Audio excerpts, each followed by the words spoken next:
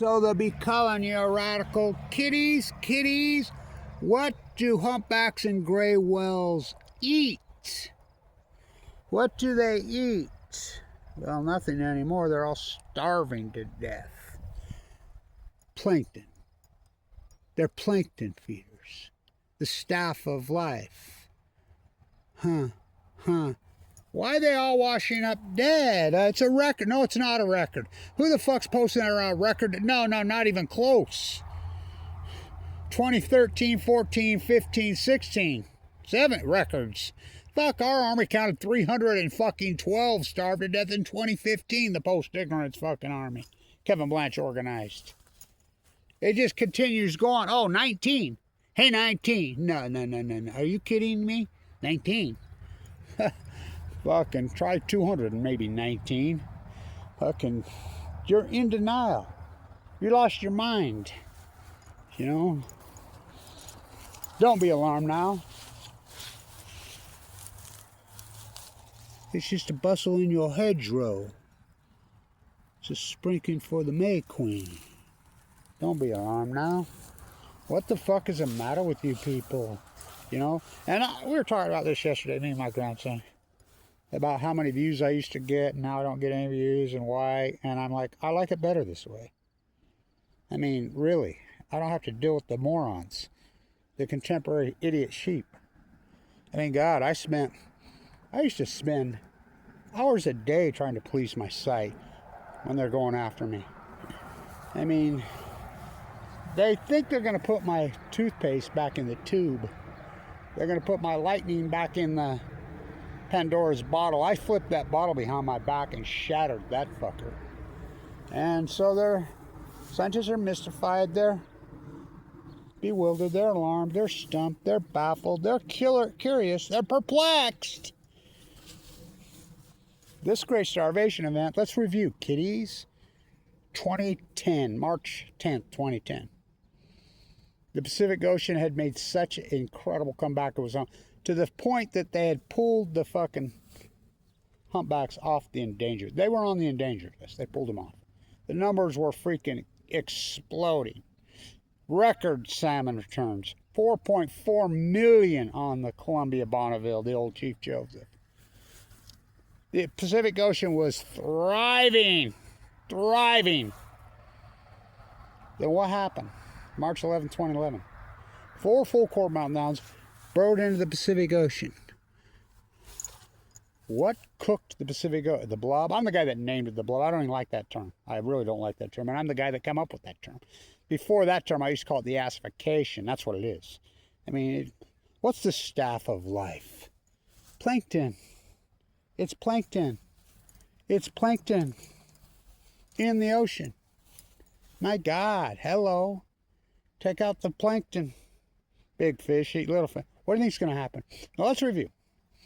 Humpbacks and grays are plankton feeders, right? Orcas aren't. Orcas will eat anything they get their freaking teeth around. But the mainstay of an orca's diet is Chinook salmon. The Chinook salmon have collapsed radically. Not just in a number of Chinook salmon, in volume. They're skinny, they're sucked up, well documented. And that collapse in the Chinook started in when? 2016. Why? Because they go to sea for 5 years. The plankton started to crash immediately in 2011. Those before and after pictures Egghead at UC Davis, some are mine, on the Upper California purple, just poof, went just like that. The tide pools wiped out. Poof, just like, just wasting disease. Okay, if it was wasting disease, then why did the sea anemones and all the life in the tide pools go? Kevin Blanch's historic tide pool work. My God. So, what do sperm whales eat? Well, they like giant squid off the Baja. They completely moved. They're not even their dome. Do you know that a lot of the sperm whales have been spending their time in San Francisco Bay trying to find something to eat? It's a wipeout. I mean, we're talking the greatest ecological collapse in human history. Kevin Blanch, these are 4 full core meltdowns that's going to push into the Pacific Ocean. They're going to burn right through the containment vessels, which have been proven now, 1,500 or 5,500 what, 47 days? Tell me lies, tell me sweet little nuclear. Burrow through, and people are still all over the, I mean, because it isn't like it used to be in the old days. People just click, push a button on their phone and tap it to a social media site, you know, everywhere all over Facebook. I mean, because they're late to the game. They think this, and then these people will tell you this has been going on for, no, it has not been going on for decades. Has not. The Pacific Ocean was thriving in 20. That's unarguable. I mean, there's plenty of tide pool videos out there pre-2011. There's plenty of fucking data on the fucking wells. There's all the data on the fucking salmon. We count every fucking salmon. From the Kenai to the fuck Jedediah Smith. And Jedediah Smith has no dams. Neither does the Klamath. The Klamath and Rogue are fucking down 99% on the verge of extinction. It's not dams. They're dying at sea. These numbers, fuck, the Columbia River right now has, for the spring run, has 74 fucking thousand for the year. The spring, in 2015, they had 1.4 million. What? Nothing to see. Big fish eat little fish. Fuck, look at the numbers on the Kenai. Look, all of them. It's a catastrophe. It's an absolute catastrophe. The well humpback wash-up death cycle, the great migration starvation event, started in 20. It's absolute, and I love how science has continued to ignore this. You know, you go and you talk to any scientist, or you even AI it, whatever. You know what they're going to tell you? Well, it's the hot water. Really? Okay. The acute heating of the Pacific. Well, what caused that? Global warming. Global warming has been going on for decades. Gradual, steady as she goes. With the sickening auto industry. You know, automobiles in the United States are up 8,000% in the United States. 8,000%. The population hasn't even doubled since then. So it's been steady as she go. Big oil autos. Oh yeah. All of a sudden in 2011, it went whoop. That's called an outlier in science. We have all that. What? So we know that something happened. We absolutely, unarguably know the great outlier happened in the Pacific Ocean in 2011. It's unarguable. Absolutely unarguable. Well, what the fuck happened? Meteor strike the Ocean Pacific? That could do it. No. You know, Krakatoa formed in the Pacific Ocean. Well, or the Indian Ocean, wasn't it? Blue. So big, so huge that it coated the entire Earth. There's a jet stream, hello. And blocked out the sun for well over a decade. Huh. But you can't see it, you can't smell it, you can't taste. Little invisible germs, little invisible things flying through their radioisotopes, plutonium. Never in the history of mankind has this happened. We're afraid of nuclear energy meltdowns. We're afraid of nuclear energy. We're afraid of them. We're afraid of nuclear energy meltdowns. Till they happen. See no nuclear energy evil. Speak no nuclear energy evil. See no nuclear energy. The nuclear energy emperors have no clothes. You know, I compare this to the Spanish flu. I remember reading a book when I was young. I was an honor student. Young one. I mean, Weber High was like 698 and said that was a joke. That fucking school was a fucking pathetic joke. Weber High was a fucking joke. Really a joke. I mean, I'd have been better off never setting a fucking foot in high school. But I got a pretty good background in junior high at Walquist. Had some pretty good teachers. But at Weber State, I remember they had these tests right here when I was in elementary school. 5th, 6th grade. I took it in the 5th grade. And they called it the observational mind test. It was a new test. I remember the guy that conducted it. I still can remember it like clockwork. And it was basically just on sound and sight. Pum, pum, pum, pum, pum, pum, pum. I remember taking it, just clicking it away. Never even thought about it. I got in, getting ready to go into 9th grade. And a counselor come and got me. He says, Kevin, we need to prep you and get you ready for college. What are you talking about? I think I'm just going to be a potato farmer like my father, my grandfather. I like it here on the fucking landscape. What? He says, you do know you got the highest score in the country on this. What are you talking about? I was the young artist. I mean, drew the yearbooks, drew the phone book covers, drew everything. Won every fucking art contest there ever fucking was. in 7th, 8th, 9th grade. The observational mind, because the artists always see it first. He says, you need to start applying for university. Why? What are you talking about? What are you? Well, I'm interested in science. I'm interested in biology. I like the ocean because I go back and forth with my grandparents from here to California. I like the ocean. I love the ocean.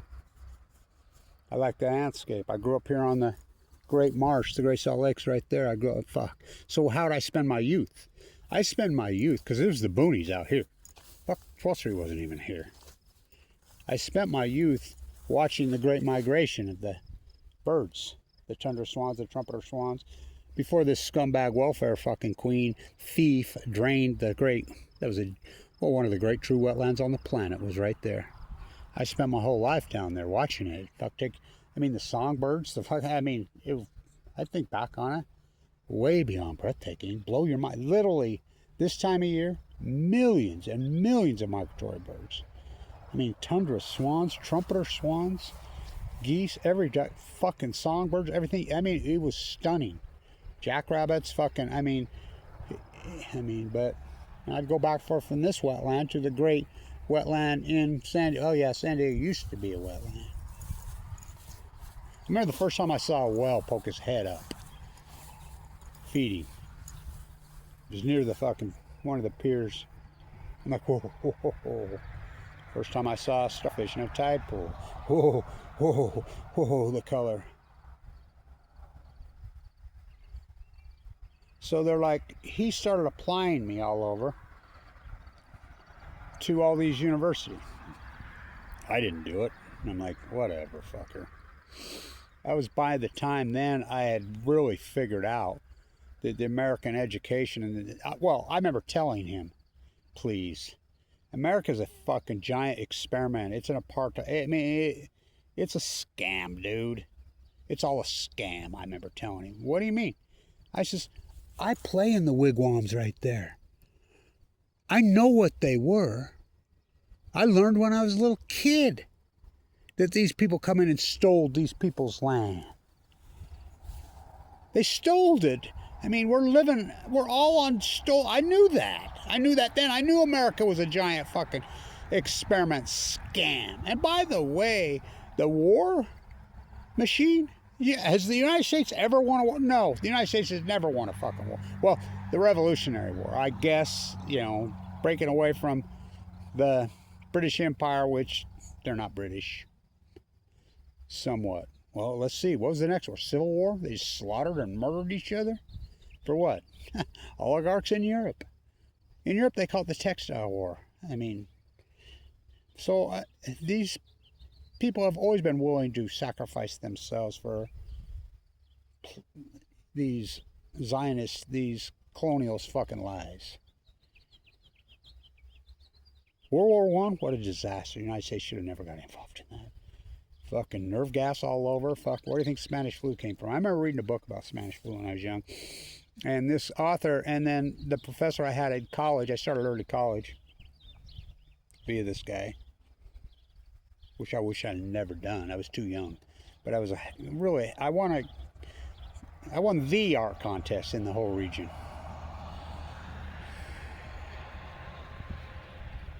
I look back on it, whoa. I remember having a science class, and the guy knew his shit. It was a zoology class, actually. He really knew his shit. And he talked about Spanish flu and how he felt like it was biological weapon testing. By the way, the nerve gas is stored right here at Dugway. We're the new sheep. Remember when that photograph, when KSL had some terror and crawled out there and got that picture? And took the photograph of the dead sheep? Well, they killed lots of natives that day, too.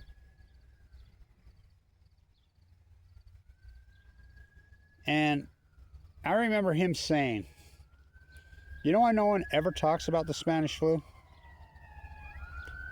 He says, after it was so devastating, so hardcore, so radical, that no one could handle it.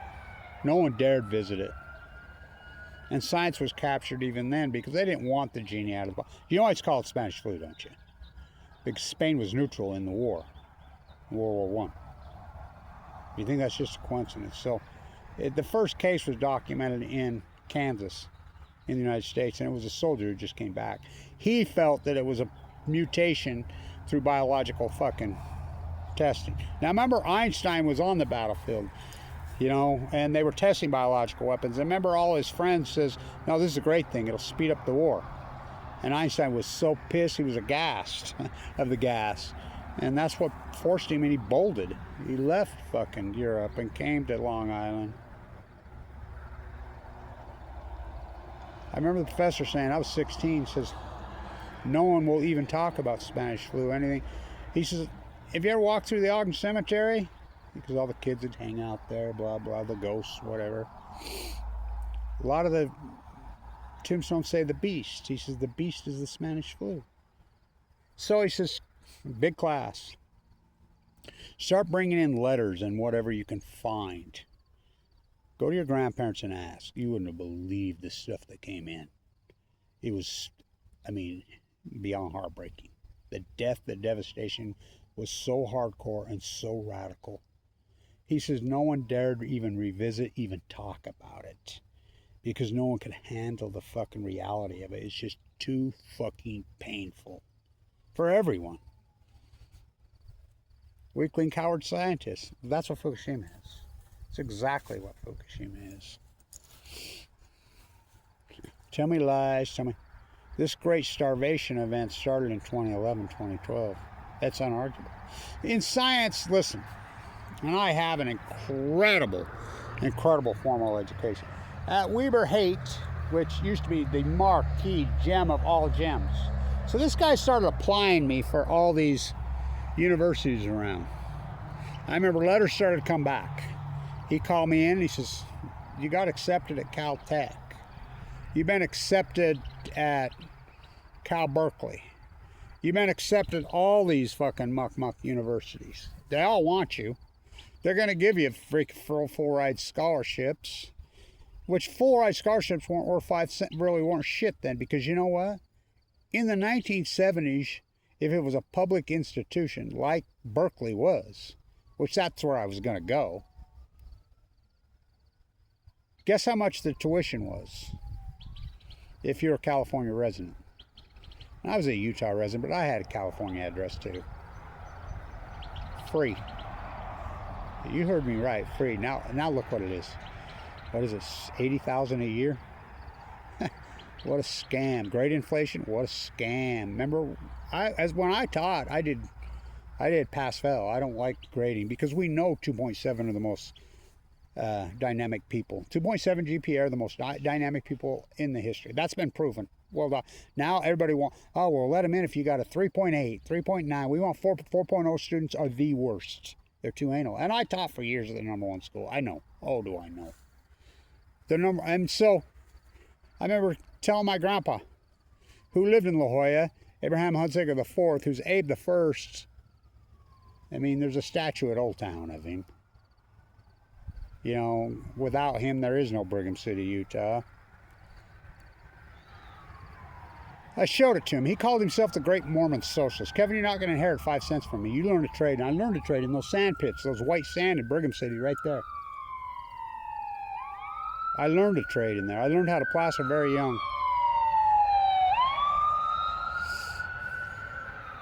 We made bar tile in that pit without a kiln. They're all over everything, including my mom and dad's house. It's pristine. The cleanest, whitest sand on the planet from the ancient Lake Bonneville. I learned how to plaster at a very young age. Now, have you ever seen me go with a Hawken trowel? You ever seen that? And the reason I did that, and I remember telling the guy, I said, no, because someone, I think at Westview Elementary when I was in 6th grade, I had a teacher that identified me. She's like, Kevin, you have this incredible mind. You know, some people said it was, you're not autistic, not even close. She says, you have the big, sucked up mind. She said, come here, I want to show you something. Because I loved art. I was the artist already, and I love the ecology. And she says, Bird, she'd take me into our library and show me books. She says, you love basketball, don't you? Yeah, I love basketball. She says, look at this. You like native culture? Love native culture. I mean, so involved with the Shoshone. I'm really just fascinated. By the way, these are real, by the way. These are real. Dave made them for me, gave them to me. They're very, very old. They come off the Columbia River. They're very real. Very ancient, old native. She showed me a book. She says, do you know Native Americans play basketball? They also played soccer, by the way. She showed me this book, and whoa. They played basketball for thousands and thousands of years. She says, that guy never, that's a lie he put up the bat. I says, everything in America is a lie. It's all a lie. I know that. Betsy Ross so definitely knows she didn't. You know, it's all scam. I knew that at a young fucking, I knew it was a sham. I knew they slaughtered the natives and stole their fucking land. I knew that. I grew up here. My mom was fucking worked at the Intermountain Indian School in Brigham City. I mean, I knew. I watched these kids. I remember running, racing. I'm in ninth grade. I'm one of the best half-milers in the region. Used to go against Ice Stone himself. Me and him would just go at it. I'm one of the best half-milers in the state. I got invited to the Nationals. I ran pretty good at the Nationals. I think I got 6, and I wasn't feeling that well that day. But anyway, I had a shitty coach named Hershey, piece of shit.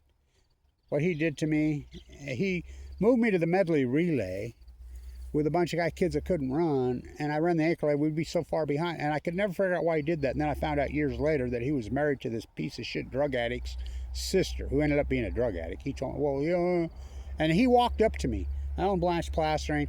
I was thriving, and I was stuck on a house. And he come up to me. He was in the house next door.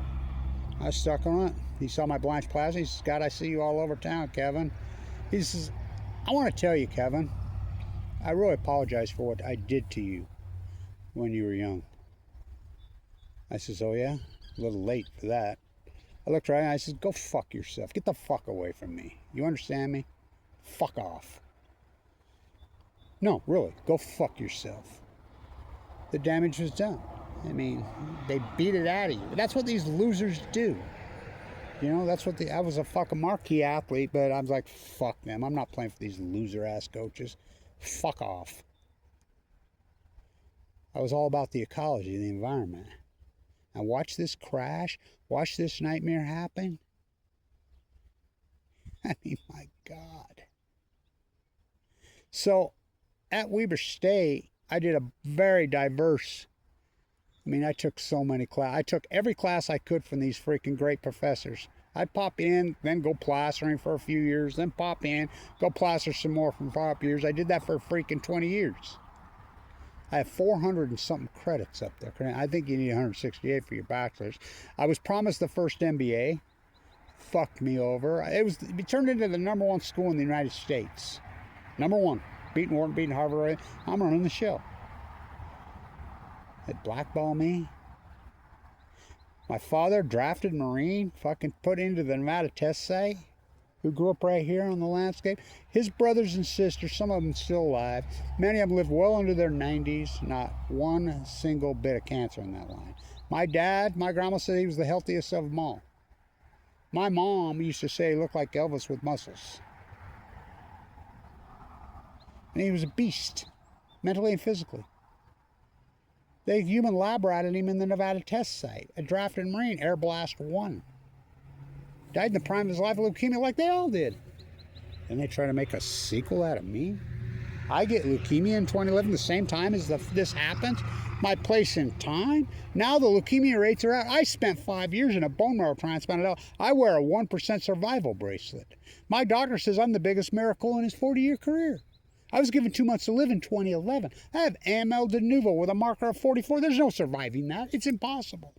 Misdiagnosed, kicked off Medicaid, had $1 million of Tesla and freaking Apple stock. Play back the tape, Your Honor, and all these people that got rich, nobody gonna fucking help me out. And thank you to the few people that have stayed in and supported this activism. James in the Bay. Lewis in NoCal. Boober in the fucking Chesapeake. These few people that have stayed in Colette, the few of these people that hang in there with me. It's been a hardcore fucking battle. My grandpa called himself the Great Mormon Socialist. Easy for him to say. Inherited wealth. Working motherfucker. Kevin, inherited wealth will ruin your life. It will destroy you. You will probably die young. You need to learn a trade and make your own way. You're not going to Caltech. Caltech is the most evil university in the fucking planet. These are fucking, they're Zionists, fucking want to kill the world. I said, they have more Nobel Prize than anything. He says, well, you know what a scam Nobel. I says, I do know what a scam. Nobel Prize is a scam. The guy who invented dynamite, I mean, no, you're not going to any of those. You're going to your local community college. Yeah, Weber State, right? Yeah. That's where you're going. Yeah, I'm cool with that. He says, it's a great university. It wasn't even a university, it was a college. I'm glad I did. I'm glad I did. And I'm glad I sucked up all those knowledge from it. So I have an incredible formal education. I mean, my transcript is so long. They blackballed me and fucked me just like they did Fawn Brody, Vaughn McKay. Just like they did Wamasaka, all us locals. My auntie, who grew up right there, ran the English department at May Blanche at BYU for all those years and years and years. You gonna go to BYU, Kevin? Oh, hell no. No. Why? No comment.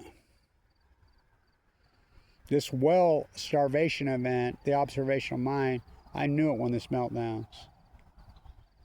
I did the due diligence at the Wada School of Business at Weber State, the #1 school of business on Mach 1 and Mach 2 nuclear. I knew they couldn't handle an 8. I was right there in the Energy Solutions nuclear dump site protesting Mike Lee sneaking in the Italian waste when it happened. I got home and saw it. That's back before I threw my TV away. Anderson, Vanderbilt, Cooper. And they showed because of the live cam. Activists had the live cam. I'm like, oh, fuck no. I told all you, how many lives do you think I saved? Only person on earth that called these full blown out core meltdowns. The only person, not to mention the 880,000 tons of spent fuel that plumed all over us. There are 4 suns that burrowed through the containment vessel in a bringing star for the first time in human history. And you think there's no byproduct for that? I remember my 7th grade science teacher, Mrs. Kohler. She was my best teacher I ever had. She had a mock trial between Einstein versus Oppenheimer. She says, Kevin, you're going to represent Einstein. We had a mock trial. Of course, Einstein won. She did this test. My twin sister was just so beautiful, so incredible. I have a twin sister. I'm a mutate. Really beautiful, really beautiful. I spent half my life warding off idiots away from her. By the way, her husband just died of cancer, fucking way too young. I remember a high school, Weber High, a school of 2,000 kids. She won the arm, and what'd she weigh? 110 pounds? Really big. I mean, I used to call her Stevie Nicks. She looked just like her. Really beautiful. She won. I mean, we're talking beating the boys. Just how strong she was. I mean, and arms about that big. I'm like, where does that power come from? She's nuclear. That's where it came from. It's like Otani and Yokohama for the Dodgers. Where were that? Fukushima, they got, where do you think this guy came from? I mean, that's all made up shit, but in the reality, my nuclear mutated brain. I mean, I was a nuclear mutant. My dad came home and made kids. I was sick from birth. Underdeveloped lungs, fucking heart murmur, when we were born, me and my twin sister, Dr. Rasmussen, that great doctor in Brigham City, he didn't even know there was another one in there. My mom was freaking beautiful. The pinup artist at Woodbury. Everlene, well, Vargas used to say all the time, she could be her own model. But she rejected that whole thing, come home and burned her whole portfolio. What an artist. She's the best artist I've ever seen. Draw like, oh my God. You didn't know she had another child in there. Wait a minute, there's another one in there. Whoa. What a journey, man. Tell me lies, I knew when this happened, this was my place in time. I didn't think I'd get cancer. I mean, but I did. I got leukemia. The fact I go into a bone marrow transplant on 11/11, sat right there and prayed next to that, whether I have the bone marrow transplant or not. Fimbo Peterson, my doctor from Denmark, says that he didn't think I could survive it. Marshall Jensen in the room next to me, probably the most famous leukemia patient in American history. Look him up. I love that dude. What a pioneer. 27 years old with a child. He died of it. I mean, it's heartbreaking. You're alive, aren't you, Kevin? The chemo, I was willing to let him experiment on me with a new radical chemo. RCM squared, mushroom root. I was willing to let him do their thing on me. Fimbo Peterson comes in my room, world class, Copenhagen, honor college. I'm at LDS East State. I was head of the Mayo Clinic. I had money. And my uncle's like, oh, hell no, you're going to LDS. Vincent Hansen, no, you're going to LDS when they finally figured out. Misdiagnosed. Went from 170 pounds to 130 pounds in 3 weeks. I was dying. I went and ranked as a red 10. I would never send a person like you in there. He bone marrow biopsied through my hip finally. And he hypothesized they biopsied me into my guts. And they should have never done it. They punctured, they put it into the wrong dish. And so I got a false reading that the type of cancer, radical. But anyway, Vincent hypothesized that it was AML, multiple myeloma de novo, that formed in a tumor. That's what he hypothesized. And I thought, I'd been doing a bunch of work on it too. And that's what we thought it was. So we took a chance. Sent me in there before I was dead. I was almost dead. When I was a red 10. He walks into the room, Fimbo, and he says, you're quite the anti-nuclear activist. I've heard so much about you, whatever your story, something else. We're not going to lose you. He says, Kevin, I can probably buy you 2 or 3 years of life. Probably guarantee it, you know, but then you're probably going to pass away. Or we can gamble and take a shot. And you might live to be an old man, but the chances are low, but I think you're a candidate for it. I looked right at him and says, all in. We know the 1% study because I'm involved now. The people that survive, gamblers, risk takers. I was always way too big of a risk taker. That's how I've got this. Fall off a roof. I've fallen off a lot of stuff because I was one of those. I mean, crawl up on the roof of stuff just to fucking do it. And good with numbers. I was always freaking really good. I love numbers. East 8 on the side. 11, 11, 11, Kevin. Wow, so I ended it. He says, you're going to East 8, LDS, bone marrow. No, I'm not going to Mayo. No, you're not. You're going there. He says, under construction. I says, that piece of shit's been under construction since I was a little kid. I walk in there, and the brass that met me in there, and my caseworker, or whatever he's walking, he says, well, you can go up to Huntsman. The luxury good of death, he called it. You go up there, and you can eat the good food, and stay in there, you'll probably die. Stay in their hotel rooms. Or you can come here. Our rooms ain't so nice. And our food's horrible. But guess what? You might live. I was too sick for a transplant. I walked the entire coast of California. It's not even running, is it?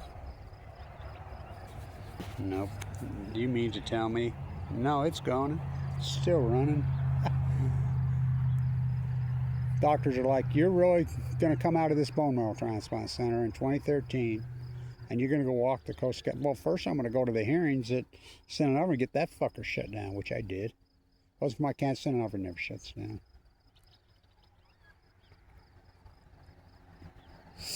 You'll die out there. Yeah, what a good place. Because I like poetry. Kavanaugh, he loved his cow, he loved his plow. Fucking, I'm delighted by that. Pacific Ocean looks like a crystal Italian stream, and wipers arse with that perennial fucking dried out fucking cross. Robin Jeffers, Carmel by the Sea. Ooh, what's that smell? It's a dead fucking well. Is that Carmel, that photograph, or is that Monterey Bay? I said, what a good place to die. Had no money, not 5 cents. Walking the coast with a fucking little flip camera. I'd plug it into a hard drive. And I switched to a Bloggy. I have a stack of Coastal California library cards that thick. It wasn't like today, you just punched a button. Half the time I had no camera. I walked up on 3 dead wells with no camera. Wrote Fukushima killed me. Including a blue. In La Jolla. I'd have to pop into a Coast California. Then I switched to an iPad, doing all that great tide pool work at historical. I mean, I know those tides.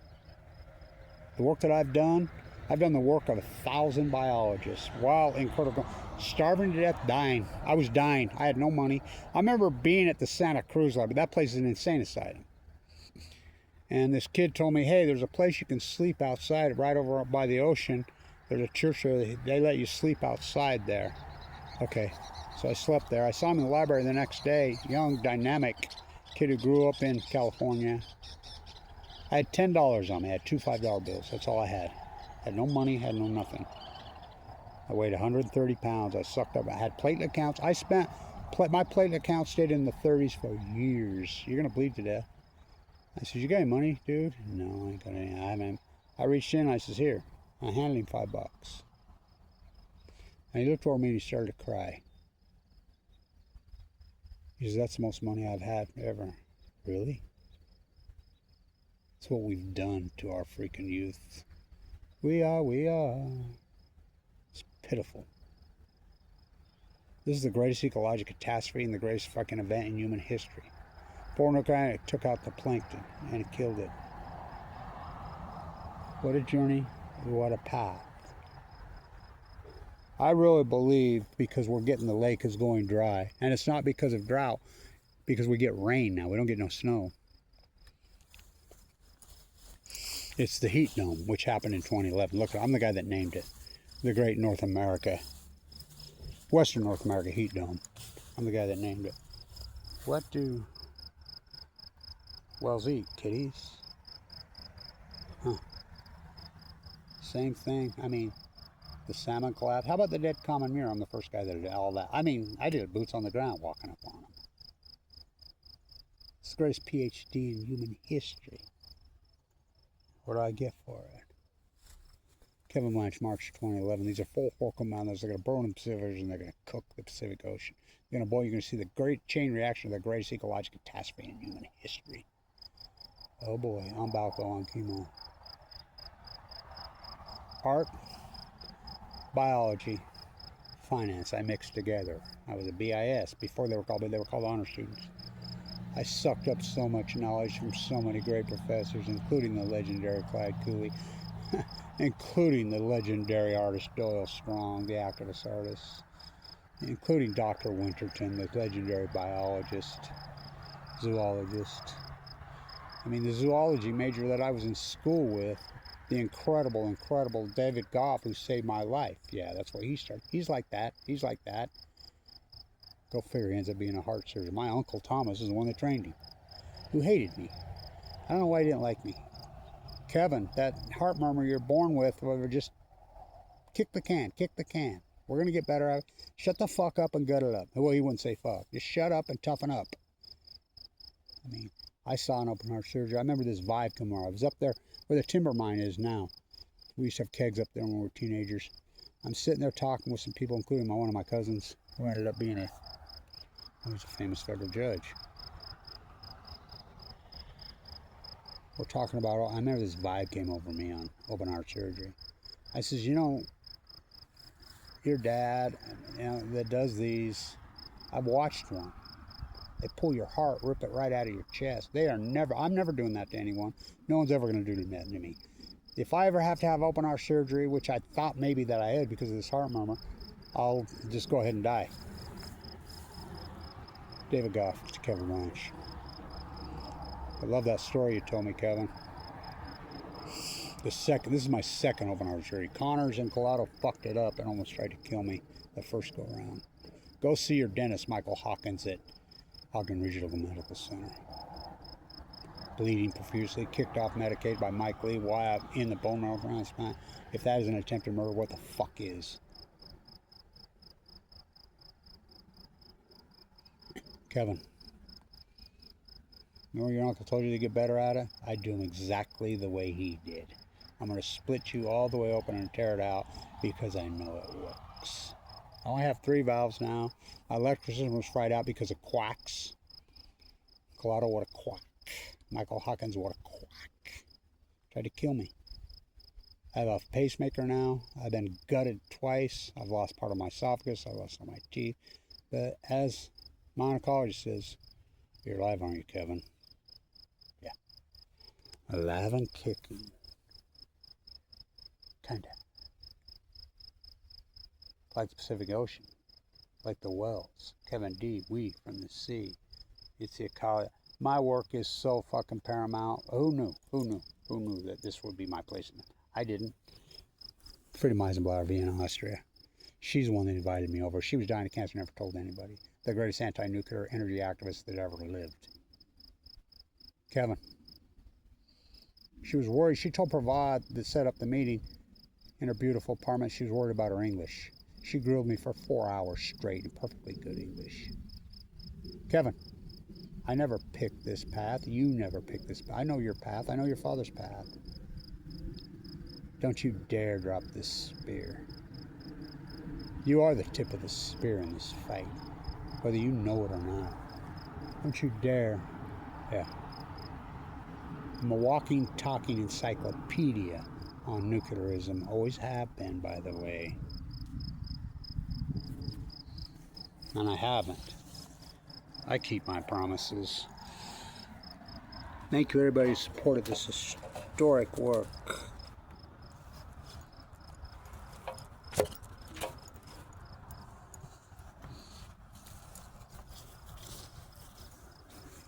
You got blood on your face. You big disgrace. You've been flipping that can all over the place. Huh. Young man. You've been waving that fucking banner all over the fucking place. You're a big fucking disgrace, Blanche. Okay. How's the rest of it go? How's the rest of it go? How's the rest of it go? It's a pretty big can.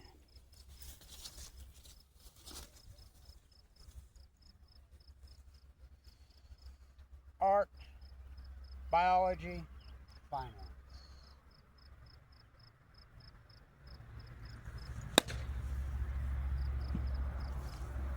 Out of here. That's a home run.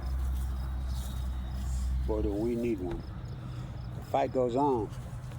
Kids, tell me this. Kiddies, tell me this. What does a humpback or a gray whale eat? Nothing now.